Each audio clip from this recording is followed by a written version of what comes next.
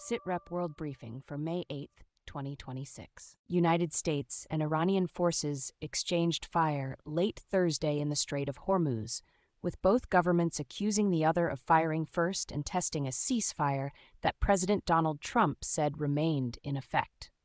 Washington said U.S. forces struck Iranian targets in self-defense and did not seek escalation, while Tehran said it responded with missile fire after what it described as an American attack near the strategic waterway, one of the world's most important oil transit routes. Trump said after the clash that the U.S.-Iran ceasefire was still in place. Iran accused the United States of violating the truce by targeting an oil tanker and coastal areas, while U.S. officials maintained their military action was defensive. The renewed fighting immediately reverberated beyond the battlefield because the Strait of Hormuz is the narrow maritime choke point connecting the Persian Gulf to global markets, and any military incident there can disrupt shipping and energy flows within hours.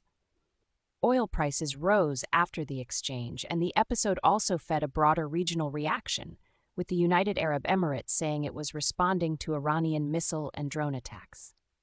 Russia and Ukraine launched major attacks on each other after a two-day unilateral ceasefire declared by Moscow for its Victory Day commemorations, with both sides accusing the other of violating the pause. In Kharkiv, Russian strikes hit a residential district as drone attacks escalated, showing that the battlefield tempo did not slow while the Kremlin prepared to mark the Soviet Union's World War II victory over Nazi Germany with ceremonies in Moscow. Kharkiv remains one of the war's most exposed cities, sitting close to the Russian border and repeatedly absorbing missile, drone, and artillery attacks aimed at weakening Ukrainian logistics and civilian morale. Ukrainian authorities said air defenses were active during the latest wave, but civilians were still injured, and homes were damaged in the Novobavarsky district and other cities. The timing of the attacks was politically charged because President Vladimir Putin had framed the ceasefire around the anniversary events, while Ukraine rejected any arrangement that left Russia free to choose the terms and duration of a pause. The exchange of attacks before and during the commemorations showed that symbolic declarations from Moscow were not enough to interrupt a war now defined by long-range drone strikes, reciprocal retaliation, and deep mistrust between the two governments. Israel struck Beirut's southern suburbs, and Hezbollah traded attacks with Israel after a ceasefire that had been intended to reduce cross-border violence between Lebanon and Israel. The Israeli government took responsibility for the Wednesday night strike, and Prime Minister Benjamin Netanyahu said he had personally authorized the operation, presenting it as a targeted effort against a senior Hezbollah figure in an area regarded as one of the group's principal strongholds in the Lebanese capital. The strike was significant because it hit Beirut for the first time since the ceasefire, breaching a threshold that had helped keep the Lebanese capital's southern suburbs out of the latest rounds of fighting, while clashes persisted elsewhere. Hezbollah responded with attacks on Israel, and the exchange highlighted how unstable the truce has become as both sides keep using military force while claiming to enforce deterrence along one of the Middle East's most combustible front lines. Beirut's southern suburbs carry strategic and political weight because they are a densely populated urban zone associated with Hezbollah's command structure, support networks, and public presence, so an Israeli strike there carries regional implications. The renewed attacks also revive fears of a broader Israel-Hezbollah war in Lebanon, especially after earlier Israeli strikes across the country caused casualties and showed how quickly limited engagements can widen into nationwide confrontation. Partial results from local elections in England showed Prime Minister Keir Starmer's Labour Party losing support while Reform UK made significant advances, turning the vote into the sharpest electoral test yet for the government since Labour's July 2024 general election victory. For Starmer, the English local elections mattered far beyond town halls and councils because they offered the first broad measure of public sentiment after Labour entered office with a large Westminster majority. Reform UK's progress was especially notable because it suggested that Nigel Farage's party was converting national visibility into local electoral strength. The outcome is politically important because local elections in England often shape the narrative heading into national campaigns, even when they do not directly threaten control of Parliament. Labour still governs nationally, but setbacks in municipal and regional races can amplify doubts about leadership, policy delivery, and party discipline. Reform UK has sought to turn dissatisfaction over immigration and establishment politics into a broader realignment on the British right, and these gains give it new evidence that its message is resonating beyond protest voting. U.S. President Donald Trump and Brazilian President Luiz Inácio Lula da Silva held White House talks in Washington aimed at lowering trade friction after a period of strained relations between the two countries. Lula said the discussions helped ease tariff tensions, while both leaders signaled that they wanted to stabilize ties.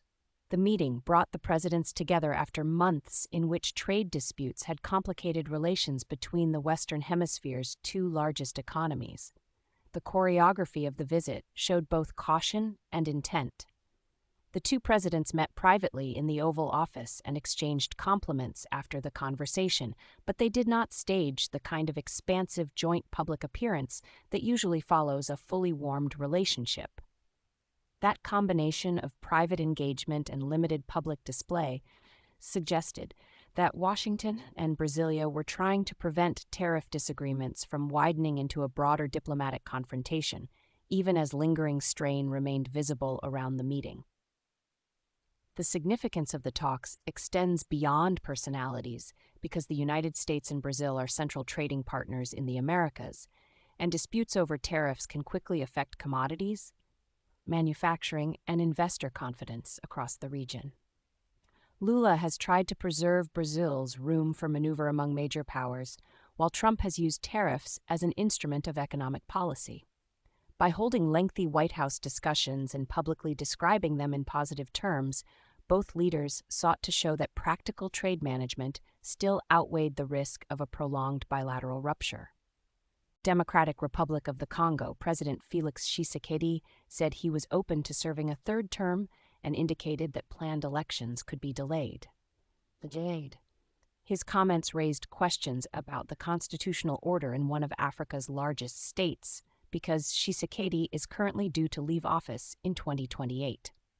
The reaction was intense because term limits in the Democratic Republic of the Congo have long been a flashpoint, and any hint of changing the timetable for a transfer of power carries the memory of past constitutional and electoral crises. Reports said Tshisekedi signaled willingness to accept a third term if the people wanted it, while also floating the possibility of delaying polls. The Democratic Republic of the Congo is a vast, mineral-rich country whose politics affect regional stability from the Great Lakes to Central Africa, and election timing has repeatedly shaped security and investment calculations. Tshisekedi's latest remarks have therefore become a test of whether his administration will respect the existing constitutional framework or seek to redefine it. Spanish authorities in Tenerife prepared a controlled disembarkation operation for a cruise ship linked to a hantavirus outbreak, as the vessel approached the Canary Islands with about 140 passengers on board. The World Health Organization said the broader public health risk remained low, but it also warned that more cases were possible while investigations into the source of the outbreak continued.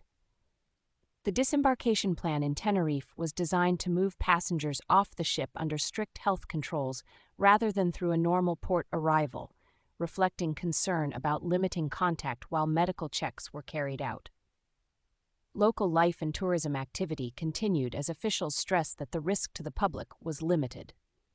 Authorities are treating the incident as serious enough to require a managed operation. Health officials and infectious disease experts have emphasized that hantavirus does not spread easily between people, which helps explain why the WHO has kept its assessment at a low public risk level, even as it monitors the cruise cluster closely. The key questions remain where the infection originated and whether additional passengers or close contacts will test positive after leaving the vessel. Those uncertainties matter because cruise ships bring together travelers from multiple countries in enclosed settings, so even a limited outbreak can require coordinated action across ports, hospitals, and public health agencies once a ship docks. Sources are available at sitrepbrief.com.